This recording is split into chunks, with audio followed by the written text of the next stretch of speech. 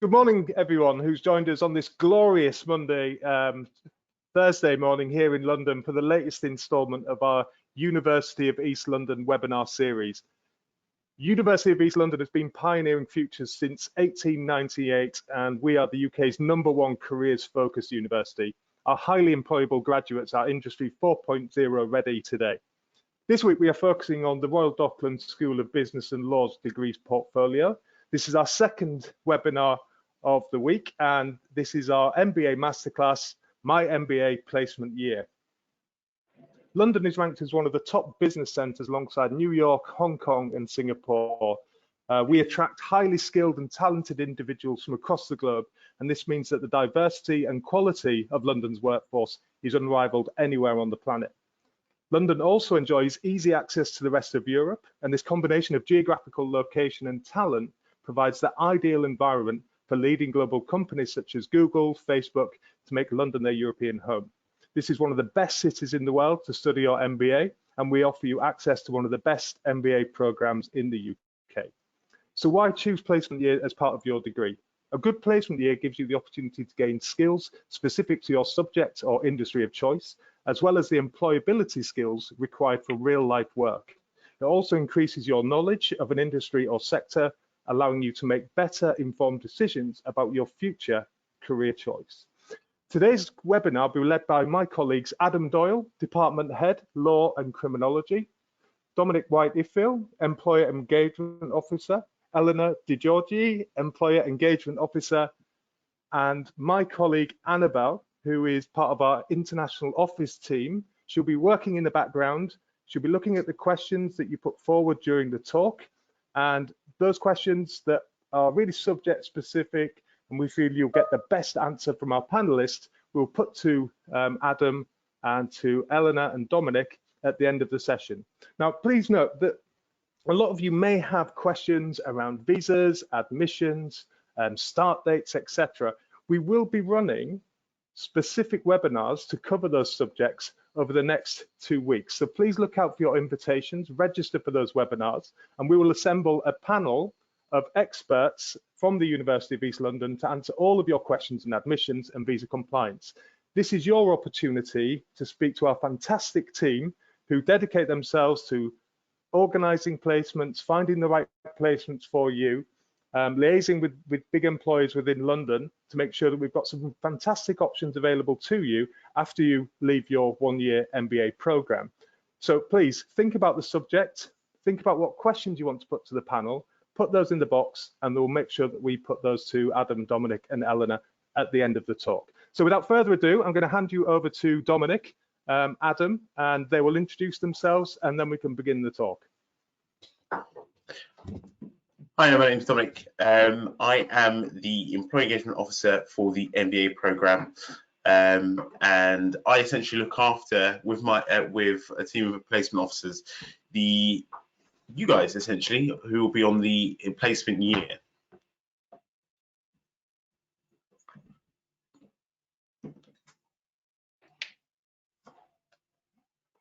Did you want me to go on the slides? Yeah. So what I'll do, we'll start with the presentation today for what essentially we'll be doing on the placement year. So with the placement year is actually really important when it comes onto the MBA, and there is 2 routes at the moment, which is 2 very different. They're different but very, very important. So one is the industrial placement, and one is what we call the extended work project.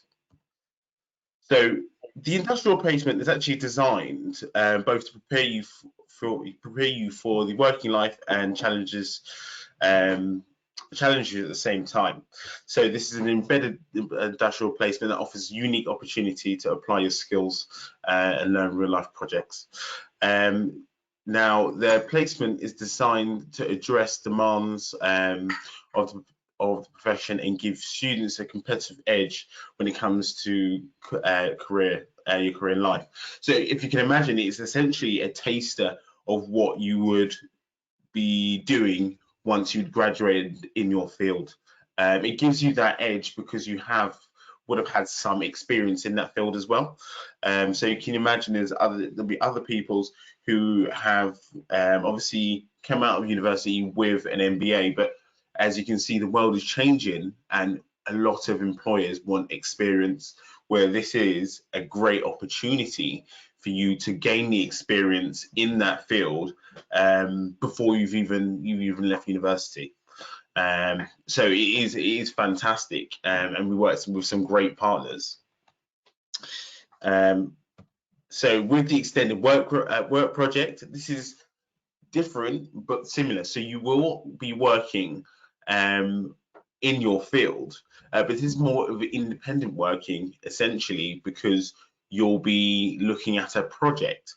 So for example, the last project that we worked on was with TfL, Transport for London, who is London's largest employer, and basically essentially looks after everyone who's getting around London. But it's not just the transport aspect, it's also sort of the connected network, like say at the toll charges and things like that.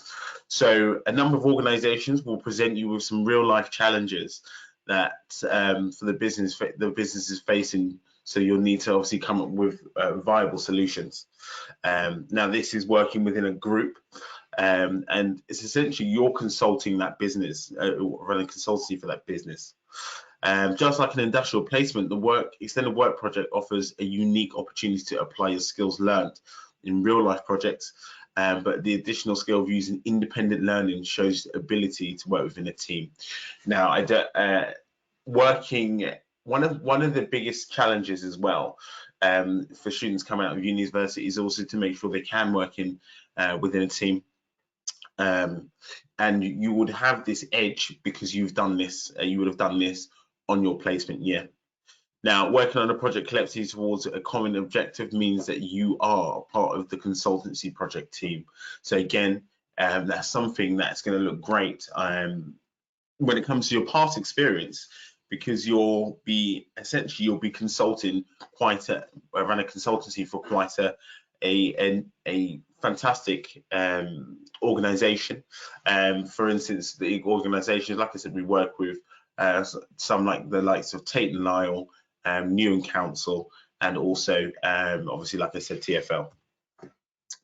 Now, what we offer a dedicated employee engagement team available to source placements, support you with self-sourcing placements, and provide ongoing career support. So essentially, like I said, it is my role to partner with organizations to make sure we've got the right placements available for you.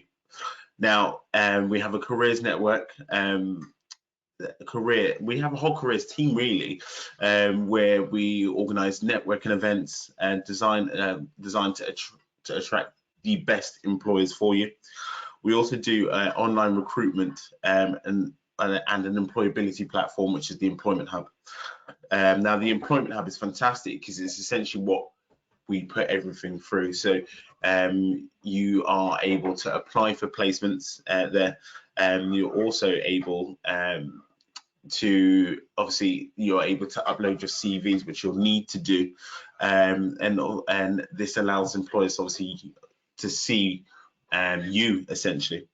You'll have access to UEL source placements, and that's with a range of progressive companies.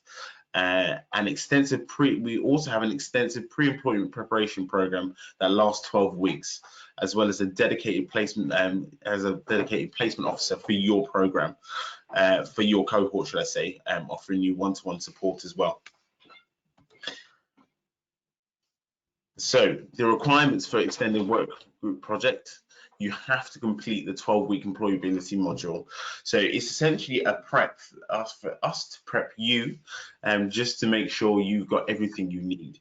We can understand that there's going to be a slight difference because obviously you're coming from somewhere else to come here and learn and gain all the experience. So there is going to be some differences, but we're here to prep you for a full 12 weeks so you can obviously manage to get the best from that. you have met the employer engagement requirements of the entire course. So you are expected to also make sure you meet all the requirements that's needed.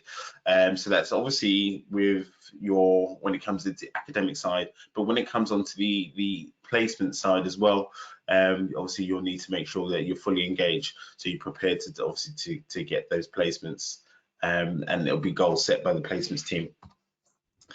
Sourcing UEL placements. UEL will assist you finding a placement and will advise opportunities on UEL Employment Hub.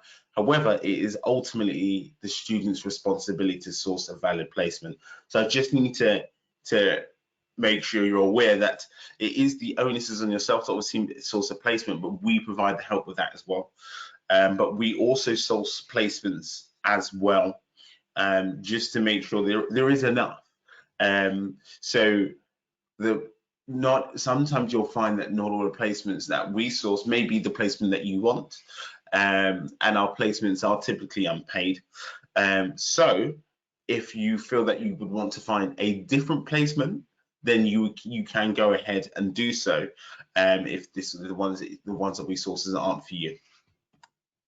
Now, the extended work project will have a similar application process via the Employment Hub. So when you apply for a placement, you have to look at is you're applying for a job. That's the way, because you need to put that much focus into it. Like I said, it is important that you put your best foot forward, because it's not with the placement, it's not just going to be essentially easy. We want you to obviously present your best self. So the application process for the placement and the extended work project, we need you to be full focused. UEL has some internal placements with some great partners. For example, Premier League Football Club. So we have students who've just come off placement or just ended their placement with West Ham United, which is, again, an amazing experience to have. Now, with the employability module, there is a huge range of things that we cover just to make sure that you are fully prepared. It's designed to give you the best possible opportunity. So things like life in the UK, which my colleague actually Eleanor built, which is just adjusting to life within the UK, and little things that can make it easy for you to pick up slight bits of the culture, which eventually will help you overall. Business writing, introduction to Career Centre for Student Success, which we work for, which is there essentially to make sure you're going to be the best of what you can be. Digital networking and digital identity. So this is important because with this you'll be able to essentially network in the best fields for you, which will help you, and making sure you've got your best digital identity, i.e. making sure that you're digitally known to everywhere you need to be. Induction to the Employment Hub, and also interview skills, which is really important. Just because there's little tips and tricks that can also present you at your best. Working effectively in a team. The consultancy project is the extended work group project, and CVs, making sure that your CVs are up to scratch and how you can personalize it to the role that you're looking to go forward in. Make an excellent application, because there is obviously you can make applications, but what is going to make your application stand forward, which is going to be what is going to make you seen. Cover letters, inspective applications, and then a placement review. How it works. So the industrial placement and extended work project component is a duration of 2 academic terms. So that's between 7.5 to 8 months. And you have to work a minimum or be on placement for a minimum of 3 days a week or 21 hours. 21 hours, if you split into 3, is 7 hours a day. So it's a realistic 3 days a week.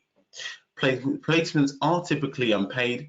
We do push for all employers to at least reimburse you for your traveling expenses, but they typically get unpaid. And also your placements must meet your learning objectives. Now, they normally start after you undertaken all your taught modules and dissertation, and the criteria for progression to industrial placements or extended work project is completing taught modules and gaining your minimum 60 credits. And for further support, like I said, you have us in the Centre for Student Success, which is the careers coaching team. So your careers coaches are there to also make sure they're there to make sure you're going to be the best of what you can. So they do one-to-one appointments. They also do reviews of your CV using the career centre, which you can go into, and also there to sort of give you sort of coaching guides. And that's it from me. Fantastic. Well, thank you very much, Dominic, for taking that so far. And I very much, I was really interested to see how the support which CFSS do. A brief introduction to myself. My name is Adam Doyle. As has been introduced at the beginning by Dan, I am the Head of Law and Criminology of the Department within the School of Business and Law. I'm also the Director of Careers and Enterprise. I look at the graduate employability and how we support our graduates to become as employable as possible across business programs as well as law programs across the entire school. So I hope that the presentation slides which I have will be of some benefit as well. So to repeat a couple of things which Dominic has also talked about, there's the fact that there's the slides which we have regarding the MBA placements. The MBA placements are 3 days a week and it's 21 hours. So as I said, it's worth checking with regard to employer how it's going to take place, but typically that is for 3 days a week. Placements can be found by students with assistance from UEL as well. So one of the things we allow is we offer as an opportunity is the ability to put your CV up and have that being sent out potentially to employers. We'll support with that to make sure you have the opportunity to try and get as wide a range of placement choices as possible to meet what you want to do. Dominic, if you go to the next slide, please. So I think the other thing I want to talk about though as well is the nature of virtual placements, because we do live in uncertain times, but one of the things I want to reassure every prospective student who wants to come to the University of East London is that we are not only thinking about what the options are, we want to make sure we're maximising the choices for our students and giving them the best possible opportunity to develop their skills to become as employable as possible. And one of the ways in which this could be done is through, for example, the use of virtual placements. So virtual placements are ones where you won't physically go into the workspace, and we don't know when we will be able to fully go back into the workspace with regard to the COVID-19 situation. We hope that's going to be incredibly soon, but if not, we have thought about it to see how we can work from home or study from home and be able to take the maximum possible opportunities that our students have. And I think the key thing to remember is whether your placement will be face-to-face or whether it is virtual, is that the nature of the placement and the skills you develop and the attributes of employability you get will change, will be the same, as you go through the placement, whether it's face-to-face or online. The key nature of the placement is to demonstrate your skills and show the mastery of what you've learned on the MBA program as a whole. And it will be still involving the utilisation of knowledge and skills in real-world scenarios. We'll still be enhancing employability of graduates through connected learning with the employer. With that borne in mind, if we proceed on to the next slide, please. With that borne in mind, I think it's really important to look at how a virtual placement will work or a face-to-face placement would work to see they are exactly the same.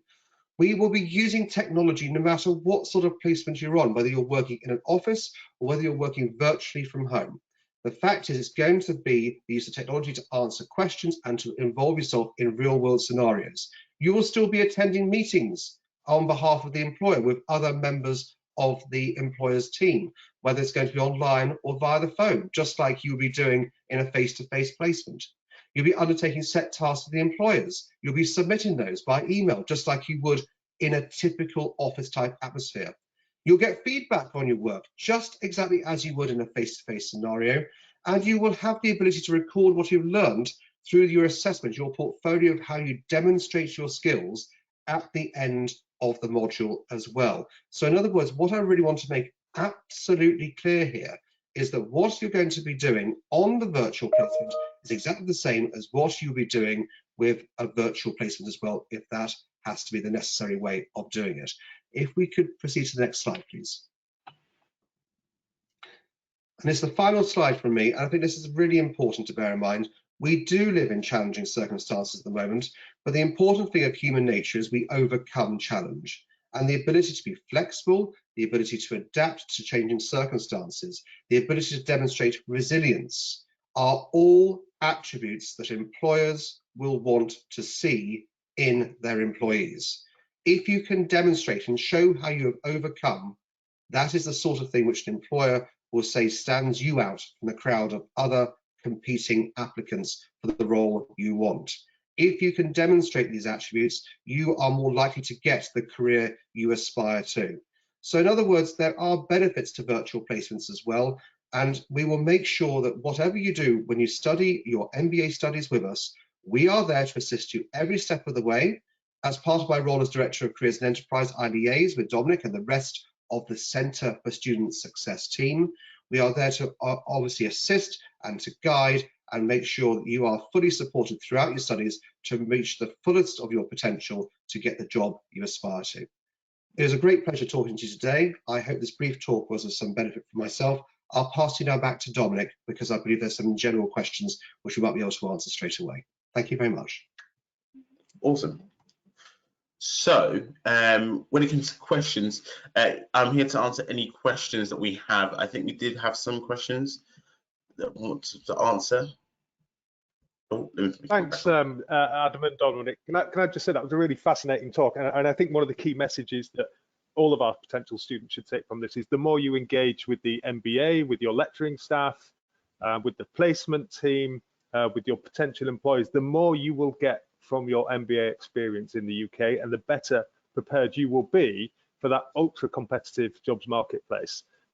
So engage, take the most from the services that we can provide you and get the most out of your experience. At this point, I'm going to hand over to Annabelle, who has been working in the background, collating a lot of the questions that have been posed by the students, and she will put those to you directly. But thank you again for your talk. It was really fascinating.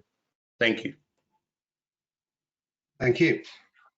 Thank you, Adam. Thank you, Dominic. That was a really informative presentation, and I'm sure our students on the line also found it just as interesting.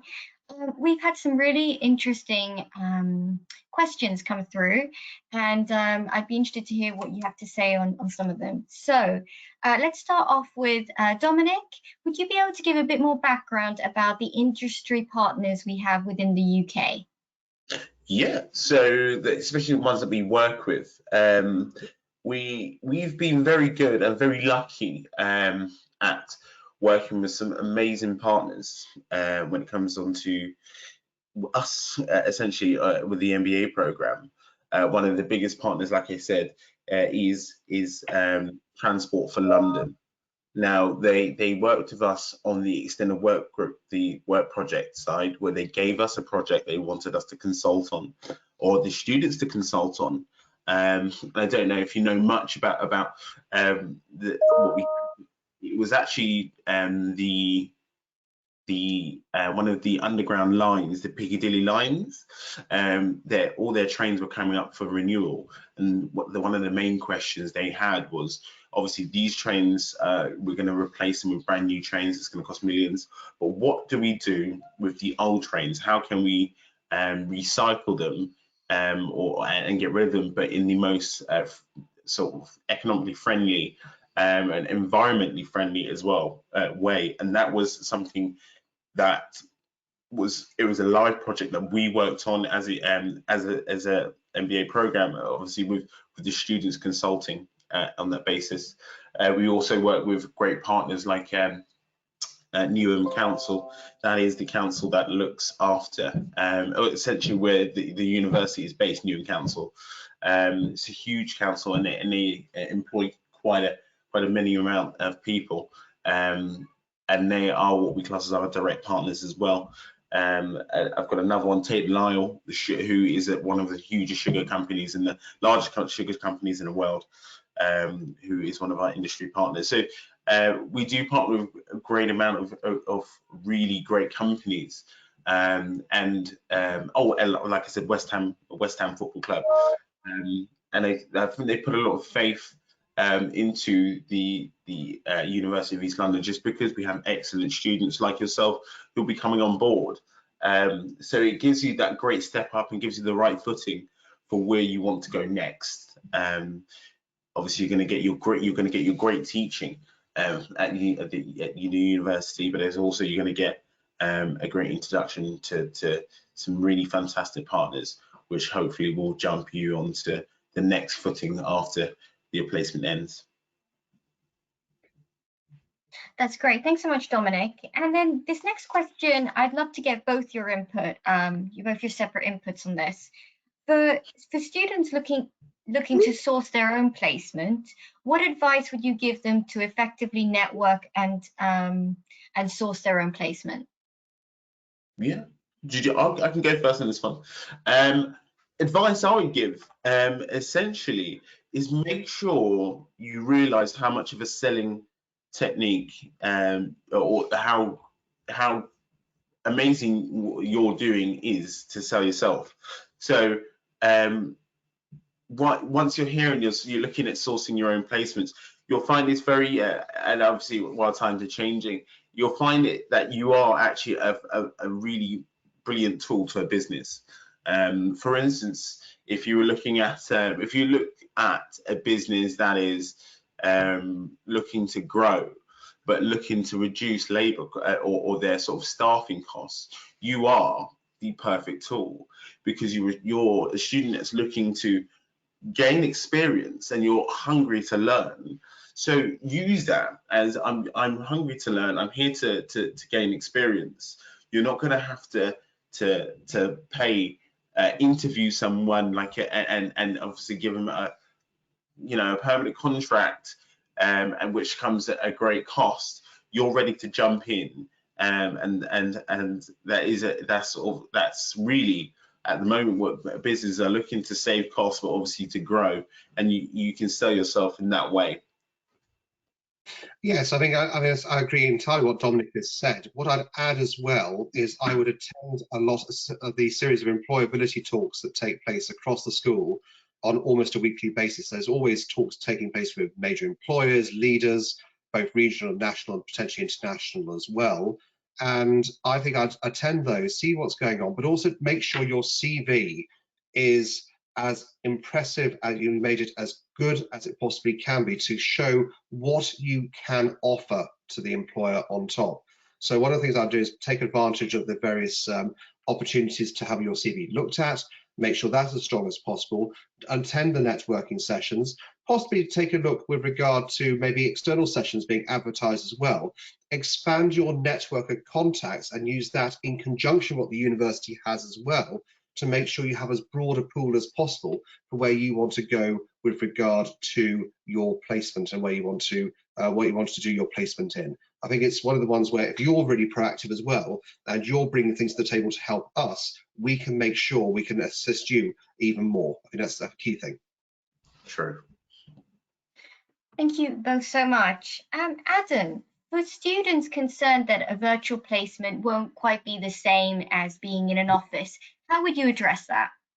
Well, I think the thing is, I go back to what I said in the presentation. The fact is, at the moment, the reason why virtual placements are important is because nobody is currently working in an office. We are all having to adapt to it, which means that business is still being done, but you enter through a virtual office or enter into a virtual office for the meetings, as opposed to being in a physical place. But the tasks being done, the skills which you will learn, the contacts that you make, and the abilities you develop are all going to be exactly the same, because the same business still needs to be done at the end of the day. You'll still be working with members of the team, you'll still be submitting work, you'll be attending meetings, you'll be getting feedback on this, and you'll be developing everything, which means that you'll be able to demonstrate not only in your portfolio for the assessment, but also to employers what you've learned, and be able to take that away to show that you have not only had skills which you've been taught on the MBA, you've been able to apply those skills to authentic real world situations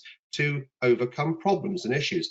So I'd say first and foremost, it is going to be exactly the same, because the nature of the work might be in a different place. You might be working from your home as opposed to being in an office, but it's the same type of work fundamentally at the end of the day, because the same work needs to be done. With that borne in mind as well, I think it'd be useful to remember that actually the people who are doing this work are having to show resilience, they have to show flexibility because they're doing something new, and those sort of skills, and be able to show how you've been able to overcome potential challenges, are also of interest to employers. Employers don't just want hardworking people, they want people who can think outside of the box, they want people who can take leadership, take the initiative. They want people who are able to be flexible in the way of thinking and be able to adapt to new situations. And if that's going to be okay with what you do with regards to the placement, I think actually the virtual placement as an option might not be what you might first expect, but might actually be able to be even more of an advantage potentially than the traditional face-to-face placement in these difficult times, but also in the ability to show to employers what you are able to do, both for now and in the future for the rest of your working career. That's great. Thank you so much. Dominic, we've had a question. Does my placement depend on the grades I have or passing the first year? So no, it doesn't. But it doesn't depend on your grades. What it does depend on is obviously the amount of credits that you get within your up until obviously to a certain point of your first year. So there's a minimum of 60 credits that you have to have got before you can go on to the placement year. I know obviously. I know sometimes people may need to take sort of retakes or resubmit assignments. So with that in mind, we wouldn't obviously expect you to get the full 108 credits before you can go on placement, because we need to prepare for your placement. Really, we start preparing for your placement from when you start UEL, hence why we put you on the employability module. But obviously going through the first year, as long as you get your first 60 credits, or as long as you have a minimum of 60 credits, then you will move on to the placement year. And that is for the extended work project, because there is a lot of flexibility in the sense that if there is some things that you need to retake and stuff like that, or resubmissions, you can do that just before you go into your placement year and during the placement year as well. That's great. Thanks so much. And Dominic, we've also had a question. What happens if I'm unable to find a placement? So we prep for that as well. So as we said, we source placements as well. So we don't tell you that you have to do it all by yourself. We source placements as well, and we'll post those on the Employment Hub. As I said, we actually started sourcing your placements for when you're due to go on placement. So say in September, when you start in September, we'll start sourcing placements for you to go on placement the following September. So we have a load of roles, and we also have the option of the extended work project. So between us sourcing these and yourself looking for a placement, there's ample opportunity. So I don't think you have to be concerned about, oh my God, what if I don't find a placement? Because there is going to be placements here. What we want you to do is to make sure you're really well prepped on, if you don't find your replacement, but if you're prepped on your CV, if you've engaged with us on the placement team from the beginning, we will do everything we can to get you placed. And also, or if you want to go into the extended work project, we'll get you prepped to apply for that. So there is a vast amount of options. But if it's a case of you want to source your own placement, you don't find your own placement, we do have our roles as well. There's nothing wrong with trying to source your own placement and apply for our role. It just means you're competitive and you're making sure the market's competitive as well. So it's actually quite wise to apply for one of our roles while you're also trying to source your own. That's great. Thank you so much. And then we'll end on this final question, and I'd love to get both your input on this. In your opinion, how does the placement encourage students to grow in their career, and what skills and competencies will students come out with? May I start, Dominic, if that's okay? Yeah. I think the placement is actually a fantastic opportunity, because the key bit is not only do you get the chance to see what you've learned in the classroom, you're able to apply it to the real world. And I think by doing that, not only do you learn your tactics for your application skills to make sure you're able to apply what you've learned in a flexible and agile way, but also you're able to demonstrate that what you have learned is not just merely just ticking a box in a classroom. You actually have genuinely learned it. You can walk the walk as well as talk the talk. So I really believe the placement is a real test of effectively what you've done all through the MBA course, but also is a standard of excellence by showing what you've been able to present in your portfolio and what you're able to show to employers as to what you're able to offer for your future career afterwards.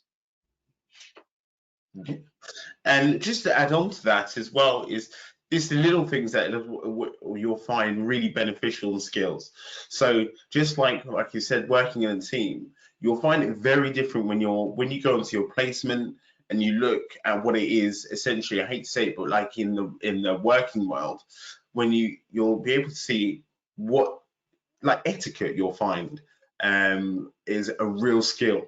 And working within a team and looking at different parts of a business isn't just always obviously theoretical. It's also just the practical skills and just life skills that you'll learn while you're on placement, that when you obviously finish placement and do go into obviously your working life, you'll find that you have learnt so much of the smaller things and the finer detail as well about working in that world, and an experience that it's gonna I will say I 100% believe and honestly believe will put you in a really great footing and steading when obviously you move on and move on in life.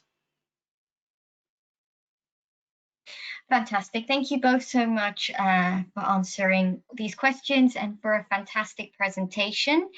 That's all the questions that we have at this point. So with that, I think we'll end the presentation. I want to thank all our attendees on the line for joining us. I hope you found it informative. We also have a webinar this next week. We have a series of webinars, so please stay tuned for any emails, and please feel free to join us on those webinars. But for now, it's goodbye from us, and we hope you have a lovely rest of your week ahead. Thank you very much, everybody. Have a good day.